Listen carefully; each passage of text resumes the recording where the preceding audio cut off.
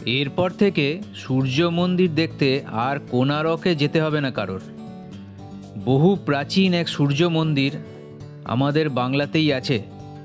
সূর্য মন্দিরের নাম শুনলেই আমাদের প্রথমেই কোণারকের সূর্য মন্দিরের কথাই মাথায় আসে।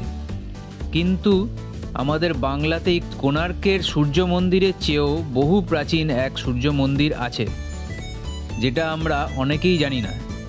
বাঁকুড়া থেকে মাত্র 10 কিলোমিটার পশ্চিমে দ্বারকেশ্বর নদীর দক্ষিণ তীরে সোনাতপল বলে একটি গ্রাম আছে।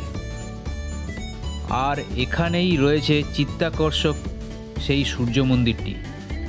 ইতিহাসকারদের মতে সম্রাট অশোকের আমলে এই মন্দিরটি তৈরি হয়েছিল। কোণারকের সূর্য মন্দিরের থেকেও বহু পুরনো এই মন্দির, তাই জাতীয় হেরিটেজের তকমাও পেয়েছে এই মন্দিরটি। মন্দিরটির হাইট কম করে 120 ফুট।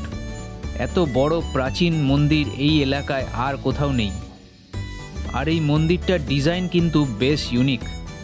তাই শীতের মরশুমে একবার কি ঢু মেরে আসতে পারেন বাংলার নিজস্ব এই কোণার্ক মন্দিরে।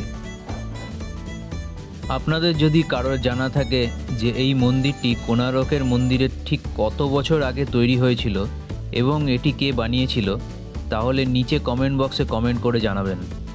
আর ভিডিওটি ভালো লাগলে লাইক অ্যান্ড শেয়ার করে দেবেন। এরকম আরও ইনফরমেটিভ ভিডিও দেখার জন্য আমাদের চ্যানেলটিকে সাবস্ক্রাইব করে দিন।